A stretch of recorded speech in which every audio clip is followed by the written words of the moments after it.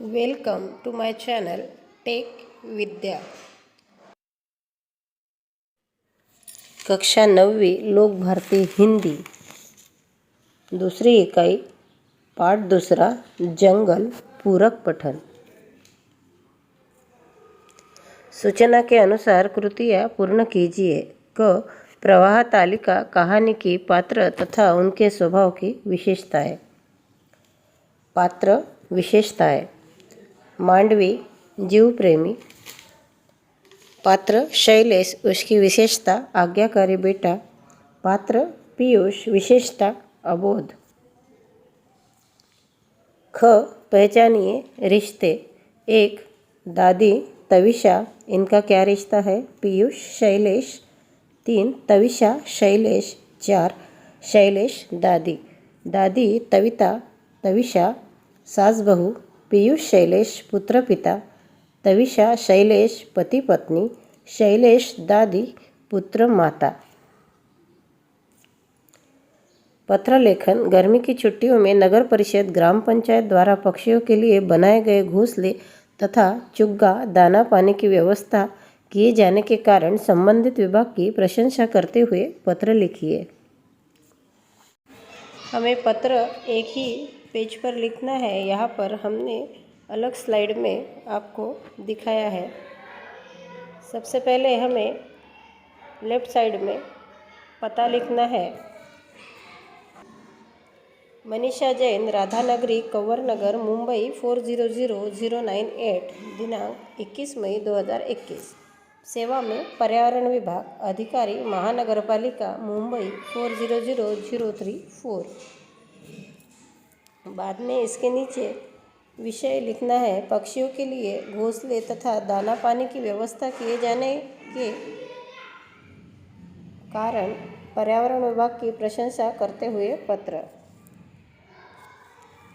महोदय, मैं मनीषा जैन, कंवर नगर, मुंबई की निवासी हूँ। मैं इस पत्र के द्वारा आपके विभाग की प्रशंसा करना चाहती हूँ क्योंकि आपके विभाग में महानगर पालिका के कर्मचारियों ने दादर चौक पर पक्षियों के लिए घोंसले तथा चुग्गा दाना पानी की व्यवस्था की है। यह बहुत ही पवित्र कार्य है। पक्षियों के प्रति दयाभाव रखने की प्रेरणा आपके विभाग द्वारा किए गए कार्य से मिल रही है। इस भयंकर गर्मी के दिनों में कई पक्षी बिना जल के अपने प्राण त्याग देते हैं, लेकिन अब जो कार्य आपके विभाग द्वारा किया गया है वह प्रशंसनीय व काबिल तारीफ है। मुझे आशा है कि आपके विभाग द्वारा किए गए कार्य से कई सामाजिक संस्थाएं एवं महानगर पालिका की अन्य शाखाएं प्रेरणा लेकर इस प्रकार के कार्य के लिए आगे आएगी। आपके विभाग की जितनी भी तारीफ की जाए वह कम ही है। हमारे इलाके के सभी लोग आपके विभाग की भूरी भूरी प्रशंसा कर रहे हैं। सचमुच आपके विभाग के सभी कर्मचारी प्रशंसा के पात्र हैं। सभी को मैं धन्यवाद देना चाहती हूँ। धन्यवाद। आपकी विश्वासी मनीषा जैन। दिए गए शब्दों की सहायता से कहानी लेखन कीजिए। उचित शीर्षक दीजिए और सीख भी लीजिए। शब्द: अकाल, तालाब, जनसहायता, परिणाम। रामपुर एक बहुत ही संपन्न गांव था। गांव के सभी लोग कड़ी मेहनत करते थे और उनकी मेहनत के बदले धरती सोना उगलती थी। एक वर्ष ऐसा आया जब आसमान के बादल रूठ गए, फसलें वर्षा के बगैर मुरझा गई, पानी की एक बूंद के लिए धरती तड़प गई, भयंकर सूखा पड़ा। वन्य और पालतू जीव पानी व चारे की कमी से मरने लगे। गांव वालों की हालत भी खराब होने लगी। किसी तरह कुछ दिन तो बीत गए, लेकिन पेट की आग और गले की प्यास के चलते उन्हें भी मौत नज़दीक दिखाई देने लगी। गांव के सभी लोगों ने एक साथ मिलकर इस चुनौतीपूर्ण स्थिति का सामना करने की ठानी। अगले ही दिन गांव के सभी लोग एक बड़े से वटवृक्ष के नीचे इकट्ठा हुए। सभी पानी की किल्लत और अनाज की कमी के बारे में अपनी अपनी राय रख रहे थे। चर्चा के दौरान एक बुजुर्ग ने कहा, हमारे गांव की भांति कुछ मील दूर एक मानिकपुर गांव में भी सूखा पड़ा है, लेकिन वहां के लोग हमारी तरह परेशान नहीं हैं। उनके पास पीने के लिए भरपूर पानी है और वे अपने मवेशियों का भी सही तरीके से पालन पोषण कर रहे हैं। यह बात गांव के सभी लोगों को रहस्यात्मक लगी। बुजुर्ग की बात सुनकर सभी आश्चर्यचकित हो उठे। एक नवयुवक ने पूछा, आखिर यह कैसे हो सकता है? जब चारों ओर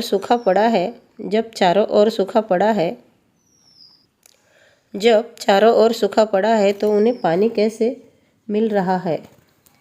वैसे वे खेती कर सकते हैं, इस पर कैसे वो खेती कर सकते हैं, इस पर बुजुर्ग ने कहा, इस रहस्य से पर्दा तो मानिकपुर गांव के मुखिया ही उठा सकते हैं। हमें उनके पास जाकर मदद मांगनी चाहिए। बुजुर्ग की बात से सभी गांव वाले सहमत थे। गांव वालों के एक दल ने बुजुर्ग व्यक्ति के नेतृत्व में मानिकपुर गांव के मुखिया से मदद की गुहार लगाई। वहां पहुंचकर जब रामपुर के लोगों ने मुखिया से इस रहस्य के बारे में पूछा तो उन्होंने बताया कि उनके गांव में कई बड़े बड़े तालाब हैं। इनका निर्माण गांव वालों की दूरदृष्टि की ही देन है। इन तालाबों में वर्षा के समय भरपूर मात्रा में पानी इकट्ठा हो जाता है। गत वर्ष हुई वर्षा का पानी इन तालाबों में एकत्रित था, जिसका उपयोग वे इस वर्ष सूखे में कर रहे हैं। मुखिया ने रामपुर को भी इस तरह के तालाबों का निर्माण करने की सलाह दी। इसके साथ ही सूखे के दौरान उन्हें पीने के लिए पानी मुहैया कराने और तालाब निर्माण में जरूरी सामग्री उपलब्ध कराने का आश्वासन भी दिया। रामपुर के लोग तालाबों का महत्व समझ चुके थे। जल्द ही गांव के सभी लोग मिलकर तालाब की खुदाई में लग गए। जन सहायता से आने वाले कुछ ही महीनों में गांव के आसपास 4 बड़े तालाब खोद दिए गए। दिन महीने बीतते गए और एक बार फिर वर्षा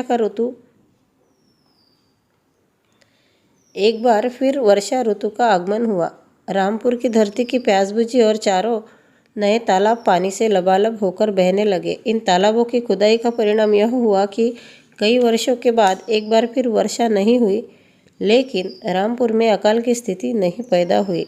इस कहानी से हमें सीख मिलती है, दूरदृष्टि व परस्पर सहयोग से हर संकट का समाधान किया जा सकता है। मिलते हैं अगले पाठ का स्वाध्याय लेकर, जिसका नाम है इनाम। Thanks for watching.